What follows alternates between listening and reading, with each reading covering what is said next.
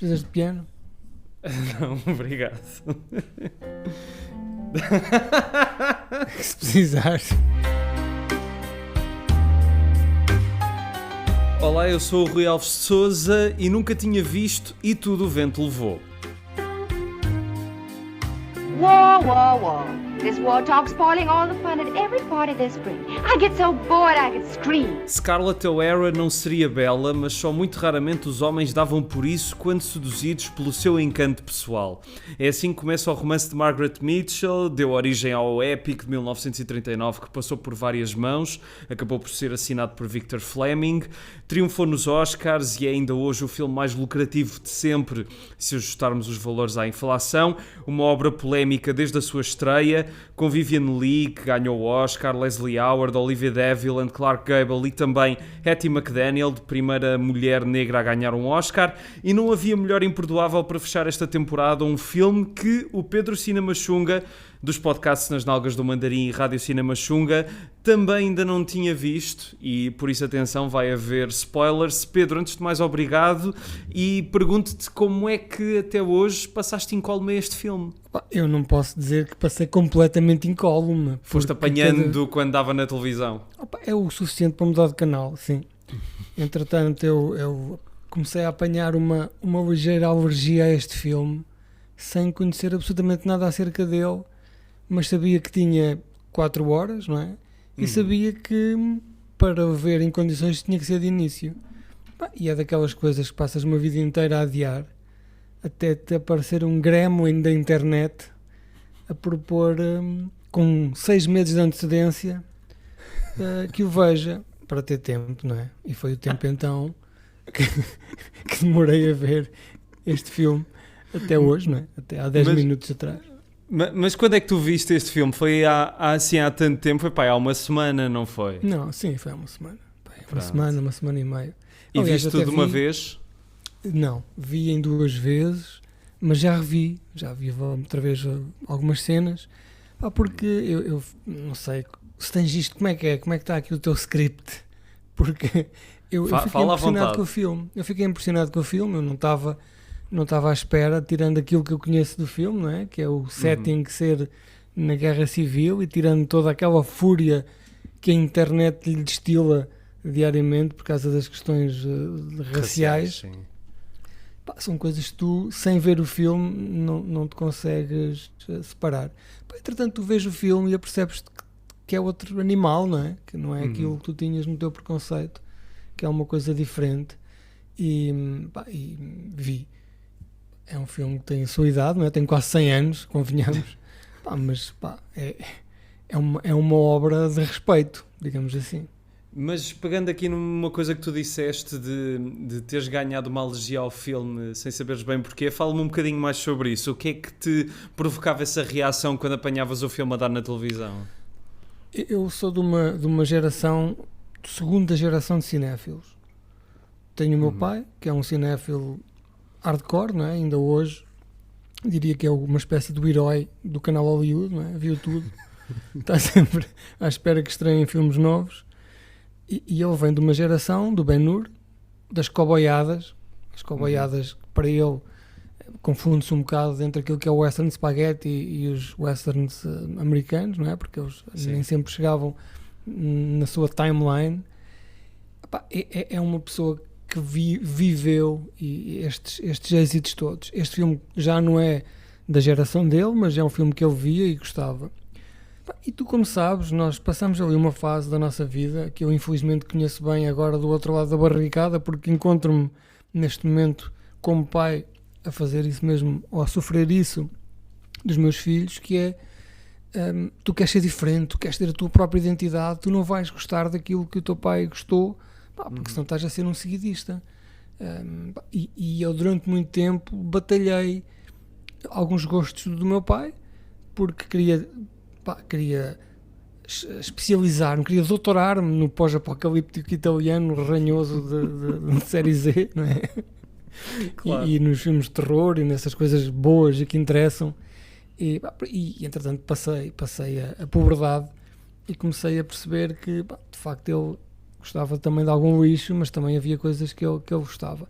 Pá, e este filme sempre teve naquele lote do filme de velho, não é? Que eu, pá, sou um gajo jovem, pá, sou um bacana, não é? Não vou estar agora a ver filmes de velho. Pá, e dá uns anos para cá, pá, e dá 20 anos para cá, porque eu de facto sou também já velho, dá 20 anos para cá comecei então a aventurar-me nessas coisas. Pá, este filme tem um problema que são as 4 horas, não é? Pois. 4 horas aleija, não é? Se é um investimento. Eu sei que tu começaste a ver o filme 1h30 antes do podcast, não é? A 2.5 vezes. Num telemóvel. Exato, num telemóvel de baixa resolução. Enquanto via vídeos de youtubers, sim. E fazias um TikTok enquanto fazias uma dancinha da bundinha para o TikTok, que eu acho que seria um sucesso, Rui, pensa nisso. E pronto, cá estamos agora aqui. Acho que foi então um investimento. Agradeço-te desde já por ter sido aquela, sabes, quando estás no abismo e alguém te diz para dar um passo em frente. Se estás à beira do abismo, é isso que tu queres dizer? Exato. Sim, estava à beira do abismo e tu deste-me confiança para dar o passo em frente. E assim foi. E assim acontece. E foi um belo filme. E até para a semana. Não é? Também queres falar? Sim, espera. Porque há muita coisa para falar. Mas eu, antes de falarmos do filme propriamente dito, dizer também comigo, eu fui apanhando o filme várias vezes na televisão ao longo dos anos. Acho que dava assim na altura do Natal ou do Ano Novo. Na passagem do 31 para 1 de janeiro, lembro-me de ver cenas do filme nessa altura e havia uma coisa que também provocava uma certa alergia ao filme, que era a própria Scarlett O'Hara, que ela no início do filme é extremamente irritante e eu não conseguia... também, não é? Um bocadinho... O quê? Ela é diferente, não é? Muda muito, mas o irritante mantém-se sempre. Sim, mas eu lembro-me de ser mais miúdo e apanhar isto na televisão e ficar um bocadinho de pé atrás com essa coisa também que, pronto, tu dizes que é filme velho e é um bocado, porque são as interpretações mais exageradas, digamos assim. Mas agora a ver o filme não senti nada disso. Senti que toda a irritação que a personagem provoca é propositada e pronto, a jornada que ela faz do início até ao fim torna-a numa personagem incrível, de facto. E eu também fiquei muito surpreendido pelo filme, porque, como tu disseste muito bem, a internet encarrega-se de dar pancada neste filme diariamente, quase. Por toda uma questão que não é de menos importância, que é, isto é uma versão glamourizada do Sul esclavagista antes da Guerra Civil e durante a Guerra Civil e etc. Aliás, isto é uma visão completamente inversa daquilo que nós, aqui longe, não é? Em Portugal, não sei quantos mil quilómetros de distância temos daquele conflito, não é? Sim. Para nós o Sul é que eram os bárbaros, a malta dos escravos, e aqui isto inverte um bocado, não é? A malta do Sul é fofinha e os gajos dos Yankees é que são tramados. Sim, os Dirty Yankees, como a Scarlett diz às tantas.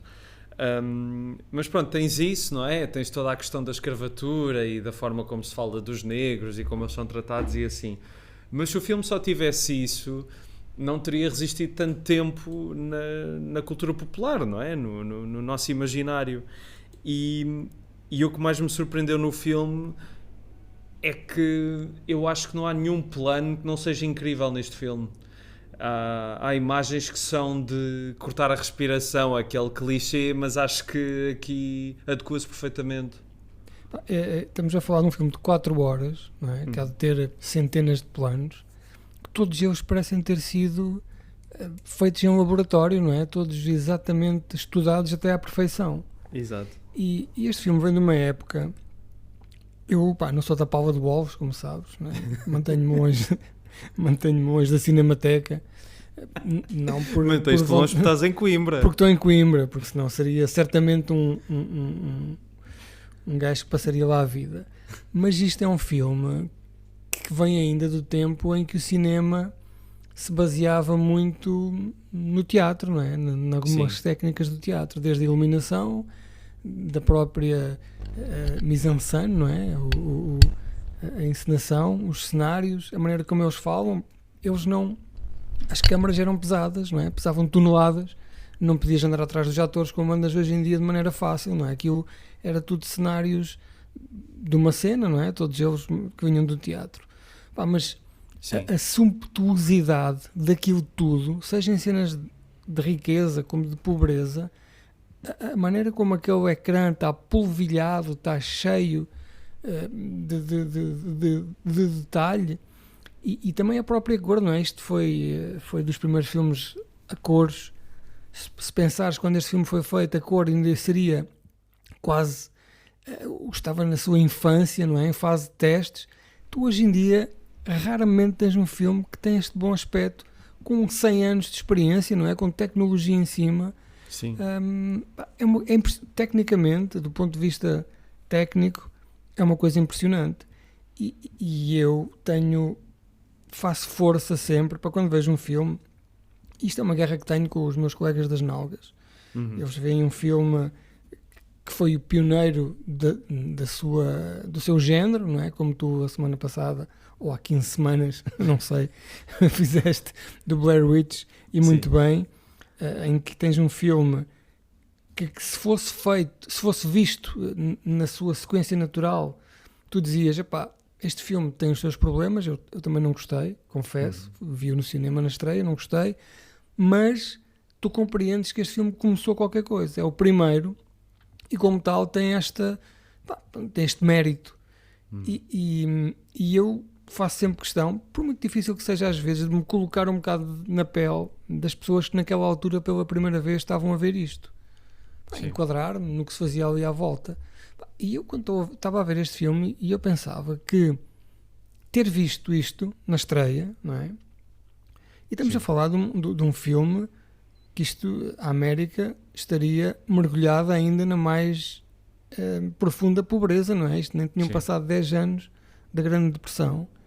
Ver isto no cinema, pessoas que se calhar, sei lá, 75% da América na pobreza profunda, ir ao cinema ver este filme, porque na América sempre foi assim uma coisa muito fácil e barata, toda a gente ver cinema, isto devia ser a coisa mais fixe de todos os tempos, não é? Devia ser tipo 5 Jurassic Parks, não é? Quando eu fui vê-lo em puto, e fui vê-lo para aí 5 ou 6 vezes, ver isto no seu ambiente natural devia ter sido uma coisa impressionante. Eu gostava de ter o meu DeLorean e vestia o meu fatinho, não é? E a minha cigarrilha e a minha cartola, e lá ia eu com as minhas patilhas crescidas. Acho que deves ser a primeira pessoa a pôr no mesmo campo E Tudo o Vento Levou e Jurassic Park. Gostei da comparação. Do ponto de vista Já são todos fósseis os atores deste filme também, não é? Já estão fossilizados. Pois, sim. Eu por acaso pensei nisso. Pensei quando... Não sei como é que... Estamos de spoilers. É para spoiler. Podes falar, não é? à vontade. Quando morreu, desculpa. Quando nasceu, que depois também morreu, a filha... Eu pensei assim, esta criança já nasceu, já fez uma vida inteira e já terá morrido de velhice, não é? Sim. Porque este filme é de facto... Mas não se nota, não é? Porque tu vês filmes, se calhar dos anos 30, que notas claramente que o filme é datado, e vejo este filme, novíssimo, em folha, não é? Podia ter sido feito por inteligência artificial há 15 dias. Que horror. Mas sabes que, além do aspecto técnico, que de facto é deslumbrante e dá que pensar exatamente pelo que tu disseste, que é como é que, passados tantos anos, olhamos para um filme de 1939 e continua imbatível nesses aspectos técnicos, mas também há aqui todo o romance em que o filme se baseia, tem um papel muito importante, porque foi um grande best-seller e por acaso fiquei com curiosidade de o ler para perceber o quão mais é que há no livro, porque o livro é enorme, tem para aí quase 1000 páginas. Mas o que é curioso, e acho que as pessoas também não falam muito nisso, por causa de toda a questão racial que acaba por se sobrepor em relação ao resto do filme, é tanto a própria Scarlett e as coisas que ela faz para conseguir concretizar os seus desejos, como também a relação dela com o Clark Gable, porque a imagem que eu tinha do filme é que a relação entre eles era uma coisa muito mais romântica, clichê, e não é Sim, nada disso sim, que temos sim, aqui. Sim, porque essa é a ideia que tu tens da memória popular, não é? Da cultura Sim. popular, que eles são um casal e de facto são inseparáveis durante 4 horas, mas eles estão muito longe de ser um casal, não é? Sim. Um casal romântico. Eles são basicamente um casal quase por necessidade, existe ali algum interesse, mas não é nada daquilo que nós estávamos à espera. Mas em relação ao... Tu vais mesmo aventurar-te no livro? É essa a tua... Talvez um dia. Exato, na velhice. Pá, porque a experiência que eu tenho em cinema, em adaptações ao cinema de filmes mais antigos, é que eles, na altura, eram muito lineares, não é? As adaptações seguiam quase passo a passo. E eu vou-te dar um exemplo. O Rosemary's Baby, não sei se já Sim. leste o livro ou se viste o Não, filme. o livro nunca li, só vi o filme. Pá, eu li o livro primeiro. E depois fui ver o filme. Pá, e deu-me uma seca de morte, porque apesar do filme ser o que é, e é um filme porreiro, aquilo era quase, estás a ver, aquilo que estava na tua cabeça, a maneira como o filme progride era passo a passo aquilo que estava no livro. E depois eu dei comigo a pensar assim, pá, realmente um gajo queixa-se daqueles livros que tu lês e depois vais ver as adaptações e não tem nada a ver. Sim. Mas isto não será muito melhor, não é? Porque para quem lê um livro é porreiro quando vais ver o filme que haja qualquer coisa que não seja um remake daquilo que tu tens na tua cabeça, que seja uma visão Pá, e de facto ultimamente, tirando se calhar o Fight Club, que também é praticamente o que está no livro ou o que está no filme, isso é uma tendência que desapareceu, não é? Por exemplo, tens o World War Z. Com Não o sei se já Brad leste o Pitt. livro. Não, nunca li o livro. O livro basicamente é muito parecido com... Já viste o Civil War, que estreou agora? Sim, do Alex Garland, Vivi. É mais ou menos isso, só que são para aí 50 quadros disso, não é? Os gajos andam pela América completamente destruída por zombies, mas de uma aproximação assim realista, como se fosse uma guerra. E tu vais ver o filme, epá, é que nem sequer percebo, tirando o facto do ataque final ser com música do Iron Maiden, é a única coisa que é tirada do livro. Pronto, não sei, fico aqui um bocado sem saber o que é que será melhor. O que é que tu achas? Eu não sei, eu acho que cada caso é um caso. Acho que, por exemplo, no caso do E Tudo o Vento Levou, que o livro é enorme, são 2 volumes, cada um com 500 páginas, acho que é muito difícil tu fazeres uma adaptação realmente fiel, não é? Há muita coisa que vai ter que saltar fora. E também pelo que li, eles tiveram de fazer várias alterações ao argumento do filme, porque já era muito longo e foram cortando para aí 1-2 horas de guião, e o filme mesmo assim ficou com 4 horas. E no entanto, e talvez possamos falar disto mais para a frente ou não, mas eu senti que, por exemplo, a última hora do filme, depois deles se casarem, da Scarlett e do Rhett Butler se casarem, que o filme anda muito aceleradamente a martelar-te com vários episódios de narrativa para fechar aquilo e também para ser, parece, minimamente fiel ao que acontece. E acho que aí o filme perde um bocado de ritmo por causa disso. Aliás, ganha demasiado ritmo, de repente está tudo a correr até ao final. Mas eu gosto de adaptações que sejam fiéis, pode ser no conteúdo, mas não na abordagem, ou seja, que não seja uma coisa flat. E acho que no caso do E Tudo o Vento Levou deve ser isso. Eu não acredito que o livro proponha imagens que o filme dá. Mas percebo o que tu estás a dizer. Eu tive uma reação parecida com um filme, acho que foi um filme alemão, que é A Honra Perdida, de Katharina Blum, acho que é assim que se chama. E eu li o livro primeiro, tem 100 e tal páginas, e não gostei muito do livro, acho que era uma coisa muito... não dizia grande coisa. E depois gostei muito do filme, e ao mesmo tempo o filme era muito fiel ao livro. Mas lá está, era a abordagem que fazia a diferença. No caso do Rosemary's Baby, teria de ler o livro, mas, por exemplo, no caso do Carrie, do Brian De Palma, apesar de eu gostar muito do filme, eu senti um bocado isso. Senti que a abordagem do filme era muito parecida com a do livro, portanto não havia nenhuma surpresa. E eu, honestamente gosto mais de ser surpreendido do que estar a ver uma adaptação fiel de uma coisa só para não desiludir a imagem que eu criei na cabeça. E eu acho que há muito isso nas adaptações, que se calhar hoje em dia a fidelidade das adaptações está mais nas minisséries e isso, porque como tens aquele tempo todo, não é?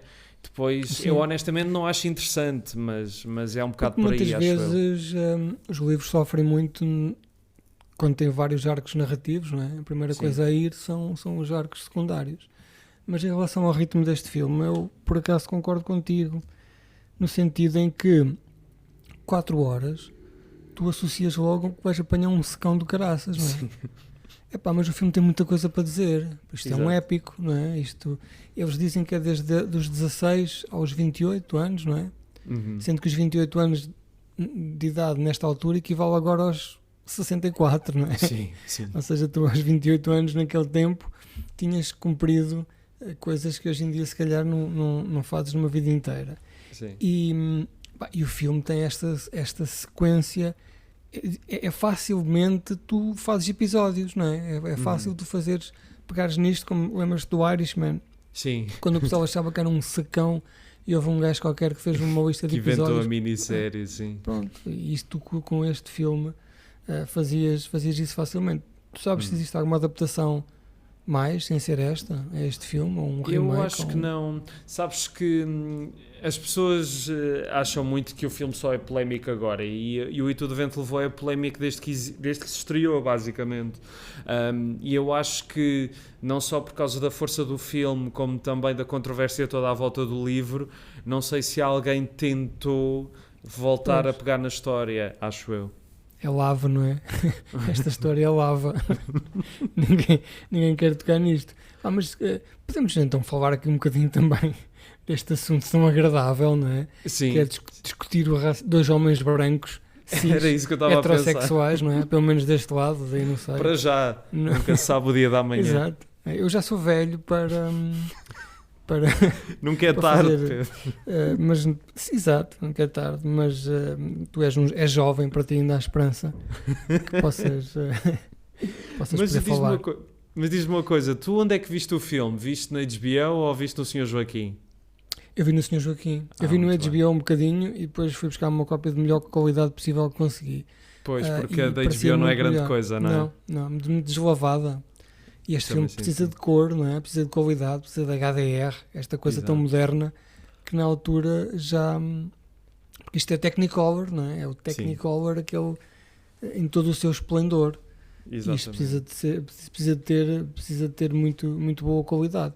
E isto saiu num ano em que a cor era tipo a Expo 98 do cinema, não é? Foi aquele do Feiticeiro de Oz, não é? Sim, e que são do mesmo realizador. Pois, já viste, este gajo deu um biqueirão no cinema, pelo menos na parte técnica do cinema nesta altura. Exato. Tirando todas as polémicas, que as polémicas também têm que ser, não é? Não são coisas que nasceram ali, era sistemático, não é? Era assim que era Hollywood e se calhar hoje ainda é. Sim. Mas, por exemplo, a questão do racismo, é de facto um filme que toca essa questão, porque não sei como é que se poderia abordar um filme com esta temática, com este tipo de personagens, sem abordar o racismo, não é? E eu acho que o filme, tendo em conta aquilo que na minha ideia seria o racismo na altura da guerra e estas plantações de algodão, onde estavam estes escravos todos no sul, eu acho que este filme até se calhar suavizou bastante, não é? Tentando, eles coitados, não é? Também tinham pouca sensibilidade na altura em que este filme saiu, não é? Tinham pouca sensibilidade para estes temas que nós ainda hoje, 2024, não temos. Imaginem eles naquela altura em que Hollywood era a terra do homem branco, a América era a terra do homem branco, tudo o que não fosse homem branco, coitado, olha, lá tentavas passar a vida sem grande sofrimento, a vida era quase só para o homem branco. Eu acho que eles ainda tentaram suavizar um bocado, porque o terror, o racismo, não é? Que basicamente é a mesma coisa. O racismo era terrível. O racismo, nós chamamos racismo, na altura eles chamavam-lhe escravidão, mas Sim. para nós é igual. Porque depois, não sei se reparaste, no filme aborda-se um bocado esse tema quando eles escolhem prisioneiros de guerra, Sim. não é? Para trabalhar, Sim. porque podem lhes obrigar a fazer coisas que não obrigariam os Sim. escravos a fazer, não é?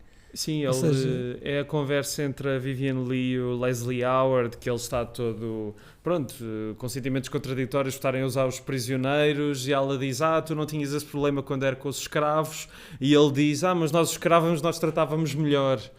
Pá, e pronto, sim, há uma certa suavização de uma situação que existiu. Que isto é uma coisa terrível de se dizer, não é? Porque de facto aquilo era aquele tempo e era um tempo terrível para se viver, principalmente se tu não fosses alvo, como a madrugada.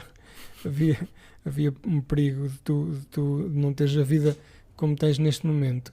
Mas eu acho que sim, e assim, tens que explicar às pessoas, se calhar tu não podes, uma pessoa não pode cair de cabeça neste filme a pensar sem ter conhecimento contextual, não é?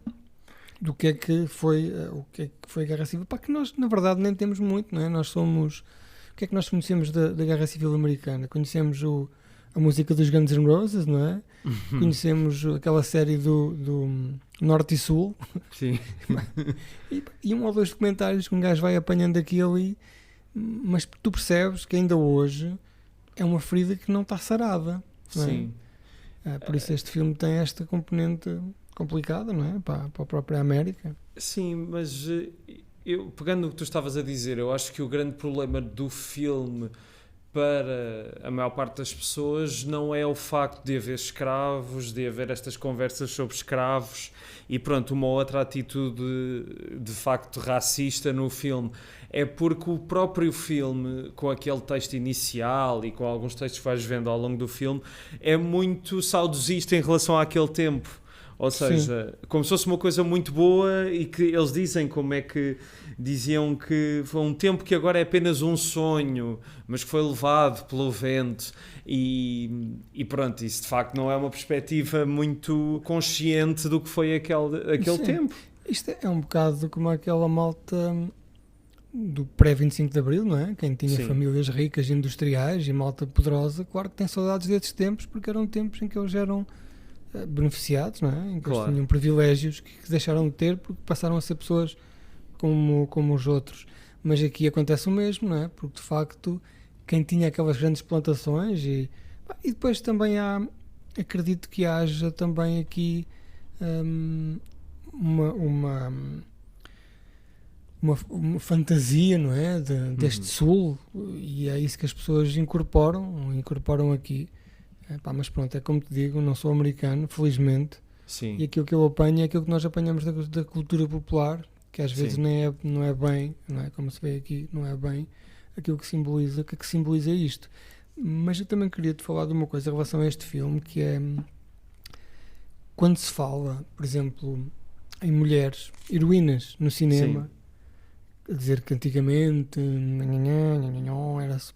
E agora é que começam a aparecer algumas situações, algumas até muito artificiais, não é? Para garantir que se vêem mulheres em situações a ser homens, não é? A fazer coisas que um homem faria. E falamos do Aliens, não é? E do Alien, em que a Ripley é aquela heroína. Este filme é fortemente... É um filme feminino, não é? Isto é a visão de uma mulher forte. Esta mulher é fortíssima. É uma mulher que não tem escrúpulos, porque estamos a falar aqui do instinto de sobrevivência. Tem algumas situações em que de facto se nota que é uma sociedade machista, não é? Em que o homem é que manda, independentemente do status e do dinheiro que a mulher tem. Mas este filme é um filme que apresenta uma mulher numa posição de força, não é? E várias mulheres em posição de força, e logo aí não será o típico estereótipo daquilo que é um filme machista do Hollywood, do sistema dos anos 30 e 40. Sim, isso é que são essas coisas que fazem ver um filme deste ser uma experiência tão complexa, não é? E tu falaste da questão da contextualização e deixa-me só tocar neste tema porque é uma coisa em que penso bastante. Tu quando apanhaste o filme, quando começaste a vê-lo na HBO Max, apareceu um disclaimer, não apareceu? Opa, não sei se... Eu acho que não. Quer dizer, talvez tenha aparecido, mas como eu já tinha visto para aí um quarto de hora a versão do Sr. Joaquim, avancei Ok. um quarto de hora. Provavelmente existe, sim. Eu vi o filme em DVD que tinha cá em casa e de facto, apesar de ser DVD, estava ótimo e estava melhor que na HBO Max, que eu depois fui ver. A imagem de facto de lá é muito má. Mas começa com um disclaimer daquelas coisas. Aliás, isto surgiu porque quando em 2020 veio nova polémica à volta do E Tudo o Vento Levou, que, volto a dizer, não é nova, já houve várias polémicas com o filme ao longo dos anos, eles puseram este disclaimer, uma imagem, pronto, um fundo negro com umas letras a dizer este filme é produto do seu tempo, depicts racial stereotypes e não sei o quê. E eu uma vez tive uma conversa sobre isto, não sei se foi no 3 já é a companhia, mas acho que sim, que era melhor isso do que censurarem o filme, mas honestamente eu preferia que não fizessem nenhuma coisa nem outra, porque eu acho que este tipo de disclaimers é muito condescendente com as pessoas. Ou seja, eu não preciso ter o contexto da guerra civil nem da escravatura para saber que o que está ali não é correto. Não é correto, sim, tens razão. Mas há muito verdade. isso. É verdade, aliás, e se tu por acaso precisares do disclaimer para perceberes que aquilo é errado, Sim. meu amigo, está aqui um problema, não é? Sim, exatamente. E o problema não é o filme. Pois, O exatamente. problema não é o filme. Mas, por exemplo, as pessoas quando olham para isto e ficam horrorizadas porque como é que é possível tratarem assim? Eu sou da área da saúde, como sabes. Uma das coisas que me chamou a atenção foi, imagina um amigo meu, anestesista, a ver cortarem aquelas pernas, não é? Sim. E o gajo dizer, isto não representa aquilo que é a sociedade atual, não é? É uma das coisas que estão ali que não representam aquilo que somos nós atualmente. Mas eu concordo contigo, acho que não deve haver, até isso também houve, há um tempo atrás, houve um conjunto de desenhos animados da Warner Brothers, não foi? Uns Looney Tunes, uns 10 ou 12 que foram... Sim, que estão banidos para sempre. Sim, e agora voltaram a aparecer, não é? E têm os tais disclaimers a dizer que isto é um produto do seu tempo, e até a Walt Disney também tem, não é? Um ou dois que são assim, mas a Walt Disney varre-os para baixo do tapete e edita, que eu acho que isso é que é muito pior, não é? Porque tu depois não sabes o que é que estás a ver. Sim. Não, e eu acho que o disclaimer depois também dá um peso às coisas, ou seja, quando vejo um filme que tem um disclaimer, eu penso que estou a ver tipo imagens de uma guerra e daqueles anúncios de pode chocar as pessoas mais sensíveis. É esse peso que eu sinto quando estou a ver um filme que tem um disclaimer, ou seja, que me tira logo do filme. Vou-te dar um exemplo que não tem nada a ver. Eu há um ano ou dois vi o The Outsiders do Coppola. Num Blu-ray que tenho, e o filme começa com, aliás, o Blu-ray começa com um disclaimer a dizer que este filme tem racial, não sei o que, stereotypes que refletem um tempo, e eu na altura fiquei, até este filme, e depois eu vi o filme e claro que há ali coisas que estão distantes do que uma pessoa normal deve fazer, mas é preciso pôr um disclaimer no The Outsiders, que é um filme feito para jovens, não sei. E dá todo um peso ao filme que não era preciso. Na verdade, tudo o que seja coisas, não é? Como antigamente se via na televisão, não tentem isto em casa, que isto é feito por profissionais. Devia ter um disclaimer no início, não é? Tu vais ver o Fury Road e dizer, atenção, vocês não andem a 300 km/h no deserto aos tiros e com uma guitarra que deita fogo, porque podem se magoar, não é? Porque as pessoas também... Eu ia dizer que as pessoas não são estúpidas, mas são, não é? O problema é esse. Sim. As pessoas são um bocado. Mas, por exemplo, quando eu acabei de ver o filme, faço aquilo que as pessoas fazem, que é vou ver à internet, ou ao YouTube, por exemplo, o que é que se fala disto?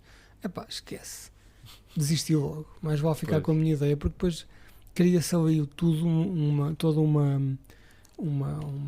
uma aura que não tem nada a ver com cinema, não é? À volta disto.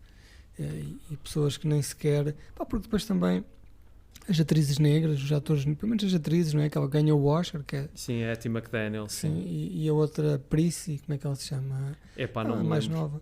Mas essa era bastante irritante, confesso. Sim. Pá, e elas tiveram...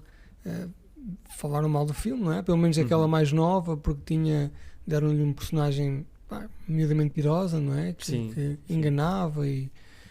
Pá, mas quer dizer, se fosse branco, não é? Se fosse uma miúda branca, se calhar ninguém reparava nisso. Sim. Mas pelo que eu percebi, se calhar eles ficaram mais chateados da maneira como foram afastados, não é? Quando o filme acabou, porque pagaram-lhe muito menos.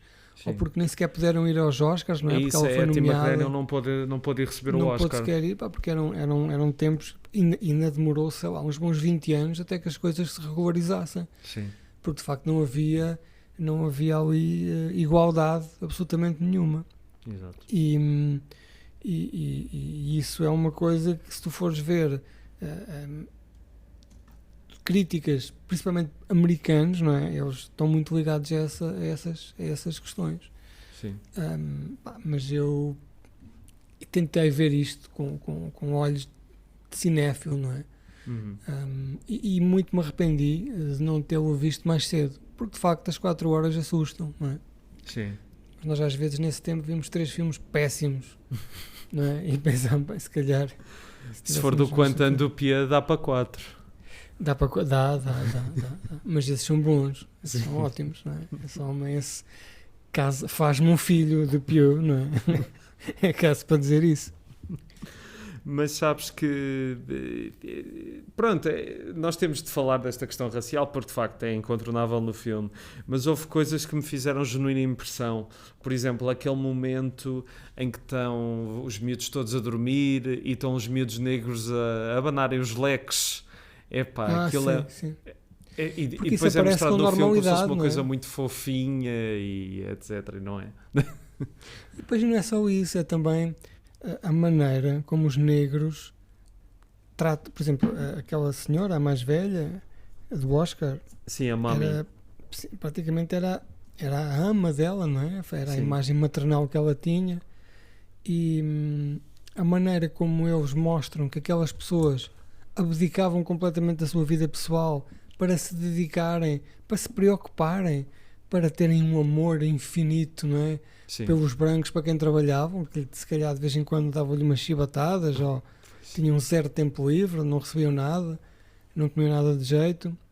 A maneira como eles mostram isso, que havia ali genuína preocupação dos negros, como se fossem cães, não é? Os cães têm aquele amor, têm aquele amor incondicional. Pá, claramente, isso não, certamente que eles o fariam, não é? Uma espécie de um teatro para não serem prejudicados, para não serem afastados, para não lhes baterem, para lhes darem comida, mas não havia, de certeza absoluta, que não havia aquela preocupação para com os donos, que se mostra ali, quase como se chega ali a uma altura em que nós temos que dizer, epá, realmente estas pessoas tratavam muito bem os escravos, estes escravos eram uns sortudos, não é? Às vezes era um bocado, a maneira como eles constroem a relação dos brancos, não é? Dos donos, neste caso da Tara, não é? Da Quinta. Sim. A maneira como eles fizeram aquela evolução da história, eles davam-nos a mostrar que de facto havia ali uma grande preocupação para com os escravos, não é? Eles cuidavam muito bem deles, mas nunca de igual para igual, não é? Era como se fossem uns cães ou uns animais de estimação a quem eles davam mais comida e levavam ao veterinário com mais frequência.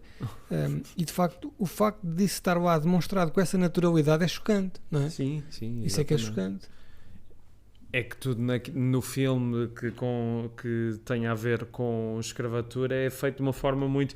Como também, por exemplo, a Prissy, a tal outra empregada, outra escrava, que tem a voz muito aguda, e ela não é só ser mentirosa, ela é aquele clichê que tu vês muito nos filmes desse tempo, o clichê da mulher negra que tem medo de tudo, que também tem medo de fazer um parto, que primeiro diz que faz e depois não faz, e depois ela é extremamente irritante, porque depois eu não consigo imaginar o quão frustrante devia ser para um ator negro estar ali a fazer aquelas vozinhas que, sim, pronto, acredito que a maior parte deles não falasse assim na realidade, não é? Porque são vozes muito caricaturais. Cheque, é complicado esta maneira, porque se calhar poderia haver aqui uma nuance qualquer, não é? Em que, por exemplo, tu notasses que os escravos, quando estavam sozinhos, de facto conseguiam exteriorizar algum desconforto, ou conseguiam Sim.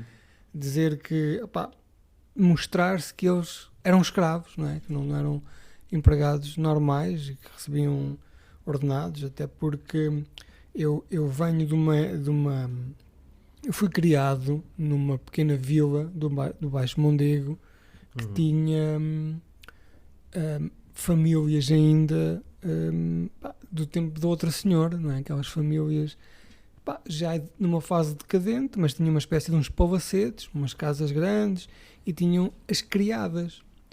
As criadas que na altura eram senhoras que iam com 12 anos, como foi também o caso da minha mãe, atenção, iam com 12 anos trabalhar para uma família e passavam 24 horas por dia naquela casa a trabalhar para ganhar um ordenado, se calhar às vezes miserável.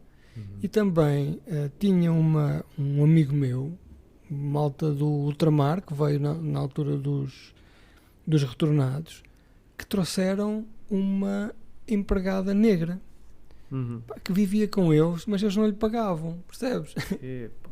A diferença, eu às vezes comecei a pensar nisso muito mais tarde, não é? Porque eu fui criado naquela realidade e nunca pensei muito nisso.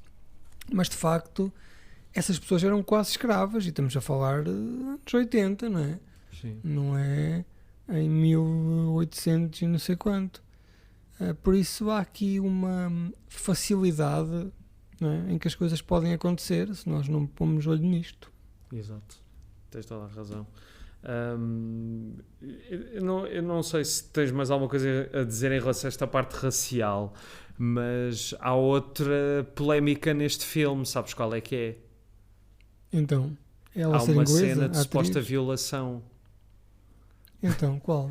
Não, basicamente é assim, eu honestamente não sei se isso são mais as pessoas a conjecturar do que algo que aconteceu realmente no filme, mas há um momento em que a Vivian Leigh e o Clark Gable estão numa escadaria e ele deita-se acima dela e ela diz que não quer e depois sim, corta e ela está a acordar toda satisfeita.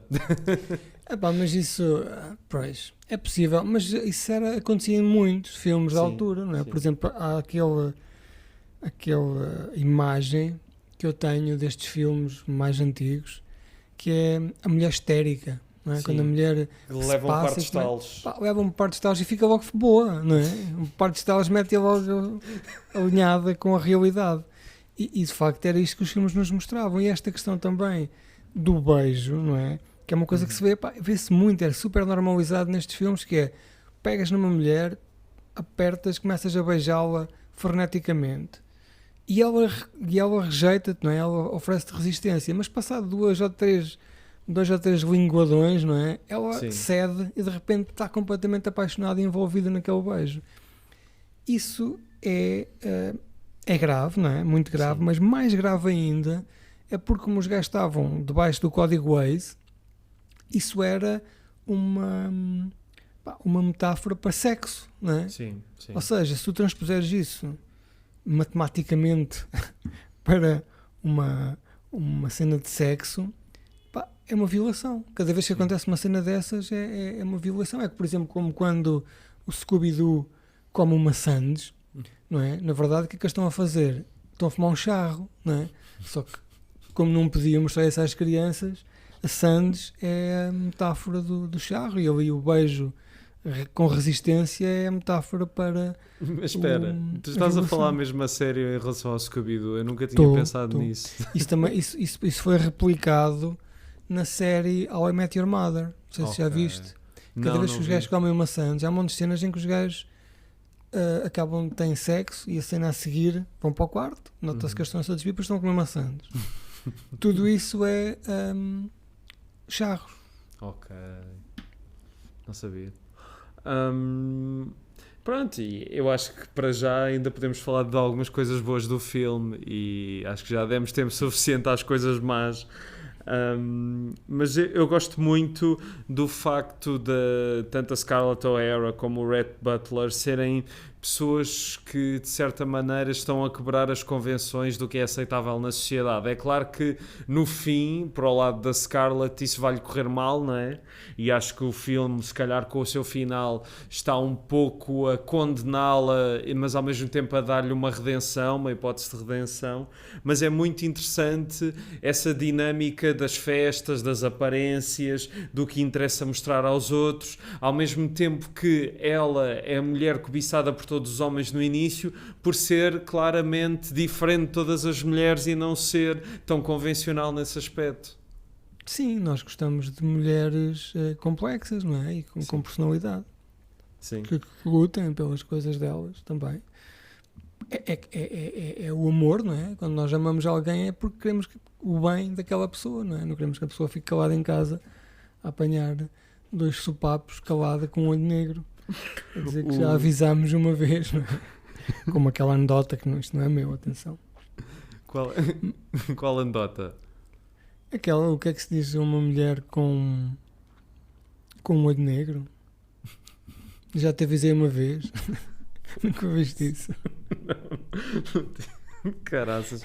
Bom, mas sabes que... Ainda te metem na Antena 2 a fazer um programa de saxofones dos anos 70.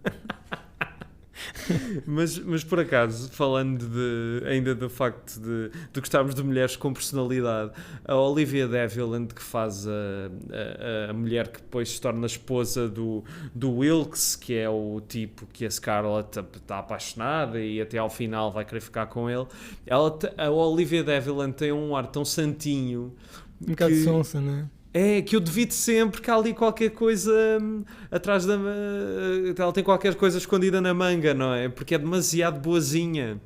Mas é boa de tiro. Não é?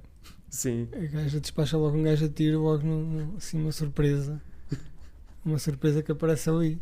Pá, sim, é verdade. Porque apesar da Scarlett ser aquela mulher que nós falámos aqui, aquela spicy little meatball, não é? Como dizem os italianos. Não sei se dizem assim, mas pronto. As outras são um bocado sonsas, não é? Sim. E até os homens, não é? Os homens, por exemplo, aquele marido madeireiro que ela arranjou para sacar dinheiro, também é um sonso. Não é? Exato. Na verdade, morreu o filme e bem. começa... Sim. Mas quando o filme começa, tu percebes logo, porque o filme também nos leva nisso, não é? Quando é que estes dois alinham a cena deles, não é? Quando é que eles se juntam, não é? Porque nós queremos, além de tu veres na cultura popular eles dois aos beijos, não é? Exato. E tu saberes o fim, porque o fim é aquela frase, aquela quote que toda a Frankly, gente my conhece. dear, I don't give a damn. Exato. Que tu quando chegas nessa parte percebes perfeitamente, não é? Porque é que ele diz isso. Sim. Ele perdeu, não é? Tudo o que era importante para ele, naquela fase da vida estava-se perfeitamente a borrifar. Mas de facto esses dois personagens são fortes, mas tudo à sua volta é monodimensional. Sim, exatamente. Sabes por exemplo, que... Diz. Ia-te falar na questão da escala, não é? Na questão por exemplo, na Guerra Civil, não há, por exemplo, cenas tipo Senhor dos Anéis, não é? Com colinas cheias de gente. E helicópteros a filmar as paisagens da Nova Zelândia. Exato. Mas já há as ruas cheias de gente, não é? Muita gente magoada, aqueles exércitos de pessoas a chegar, a saírem todos contentes e a voltarem todos amassados. Eles de facto criam ali alguma escala um bocado contida, como falámos já há bocado, porque aquilo é tipo cenários de teatro, mas dentro desses cenários eles conseguem produzir essa escala. E isso é impressionante, não é? Porque tu apanhas ali um gostinho daquilo que se terá passado, não é? Que aquelas pessoas, o que foi aquela altura, não é? Para aquelas comunidades. Mesmo que nós estejamos ali, se calhar, junto das pessoas pelo qual nós achamos que não estão do lado correto da história, mas há famílias, há pessoas que têm o seu dia-a-dia, há crianças. E se calhar até é bom, não é? Que assim seja, porque tu percebes que não há o puro bem e o puro mal, não é? Há pessoas do lado do mal que têm o seu lado bom, digo eu. Sim, não, e é isso. O filme consegue-te fazer sentir compaixão por pessoas que estão de um lado que tu não concordas. Isso é incrível. Quando tu vês, quando a Scarlett chega à plantação do Wilkes e vê tudo destruído, epá, isso fez muita confusão. Pensar como é que eu reagiria se visse de repente todo o meu mundo a desabar. E tens aquele momento incrível que é mesmo dos melhores planos do filme, em que ela está no meio da cidade e estão vários feridos deitados no chão e a câmara vai-se distanciando, mostrando dezenas de feridos. É claro que no fim acaba com a bandeira da Confederação ali a esvoaçar, mas esse plano é incrível e lá está, dá-te essa dimensão dos horrores, mesmo que em cenários muito compactados. E depois, se tu fores ver como é que o cinema era feito nessa altura, aquilo havia de ser um caminhão com um braço, com uma câmara de 3 toneladas, não é? Aquilo não é uma coisa feita hoje com coisas leves e drones e braços de alumínio, não. Aquilo era preciso seres um Arnold Schwarzenegger para seres o cameraman, não é? Sim, exatamente. Daquela altura. E depois há uma coisa que se nota muito, que nós hoje temos como garantido, uma questão mais técnica, que é o foco. Tu, quando focas num telemóvel, uma máquina fotográfica que tenha autofocos, tu rapidamente, quando aparece uma coisa à frente, aquilo foca o outro, mantém sempre ali um foco, mas tu ali o foco é manual, não é? E se o foco manual numa cena estática, tipo teatro, é uma coisa perfeitamente linear, há ali uma ou duas cenas em que os personagens chegam-se à frente e andam para trás e tu notas, ainda também fruto da tecnologia, algum tempo, não é, de resposta para aquele foco passar de uma pessoa para outra, que é uma coisa que já não vês, e tu notas perfeitamente. Por exemplo, havia os focus pullers, não é? Aqueles gajos que o trabalho deles era mudar o foco e não sei o quê, que ali ainda era um tempo em que era tudo tão grande e tão difícil, com alavancas, que nota-se um bocado, que eu acho que é aquilo que tecnicamente se nota que o filme é mais antigo, porque tudo o resto, pá, é fantástico. Sim. É fantástico. Eu de certeza que voltarei a ver este filme brevemente. Pois, eu também. E os planos ao pôr do sol, quer dizer, é claro que aquilo que se calhar são só projeções de laranjas nas caras deles, mas é incrível, funciona muito bem. Aquilo é muito estúdio, não é? Aquilo é muita reconstrução. Aquilo é 50 mil carpinteiros todos os dias ali a trabalhar naquele filme. Mas, por exemplo, o plano final, é uma coisa do outro mundo. Mesmo. Quando a câmera anda para trás e passa por baixo daquele carvalho, que é aquilo, com a casa e com o pôr do sol, é uma coisa brutalíssima. Mesmo. Isso eu acho que nós usamos a palavra brutal exageradamente e fora de contexto, mas aqui acho que vale a palavra brutal. Adapta-se bem àquela cena. São imagens maiores do que a vida, digamos assim. Agora imagina-te tu, final dos anos 30, num cinema com 500 ou 600 pessoas, não é? Porque era assim que se ia ao cinema na altura, a ver aquilo, devia ser uma apoteose. E sim, com a música, não é? Porque eu não sei se a versão que tu viste tinha isso, mas a minha tinha, que tens música da overture, da abertura, depois a primeira parte acaba e tens também uma música de entrada para a segunda parte, e depois do filme acabar ainda há uma música de saída. E toda essa música dá intervalo. Sim, dá toda uma expectativa e um contexto épico que, no facto, no cinema deve ser extraordinário. Eu vi isso. A primeira vez que eu encontrei um fenómeno destes, com filmes desta altura, foi no Lawrence Over Arabia. Sim, também tem uma tem overture. Tem 10 minutos de intervalo, não é? Sim. No meio do filme, tem lá o deserto, intervalo e música, durante 10 minutos. Que devia ser aquilo que se passava, não é? Nas salas de cinema. Ao menos assim ninguém fazia intervalos noutros sítios, era só ali que podia haver intervalo. Exato. Controlavam a narrativa. Exatamente. Quem me dera intervalos, saudades que eu tenho do tempo em que o cinema tinha intervalos. Sim. Mas se bem que não gostava daqueles intervalos que eram feitos a meio de uma cena, que apanhei alguns. Tenho de saber fazer. Tu quando ias ao cinema e quando era película ainda, sei lá, 2010, 2012, cá de ter sido. Eu ainda vi a rede social em película, portanto foi para aí 2009, 2010, até essa altura ainda apanhava.